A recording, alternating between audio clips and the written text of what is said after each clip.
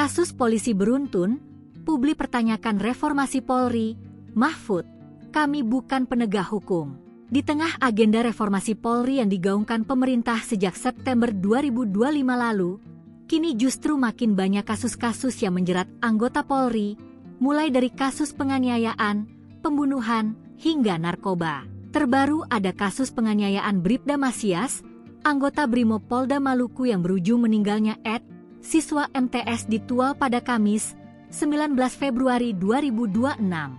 Lalu ada juga kasus penganiayaan yang berujung pada kasus polisi bunuh polisi yang dilakukan oleh Bribda Firman kepada juniornya Bribda Dirja Pratama. Tak hanya kasus penganiayaan yang berujung pembunuhan, ada juga polisi yang terlibat kasus narkoba.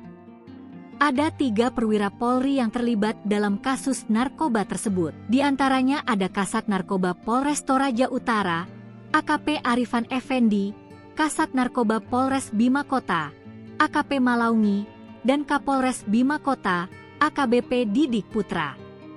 Modus operandi para perwira ini mencakup penyimpanan sekoper barang bukti sabu hingga penerimaan setoran rutin dari bandar untuk menjamin keamanan bisnis haram tersebut.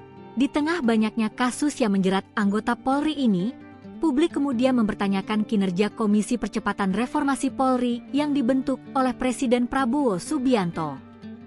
Di tengah banyaknya kasus-kasus yang menjerat anggota Polri, Mahfud MD menilai Polri memang harus cepat-cepat direformasi. Namun ketika ada pertanyaan di mana Komisi Reformasi Polri di tengah kasus anggota Polri yang kian banyak muncul ini, Mahfud menyebut itu pertanyaan yang salah.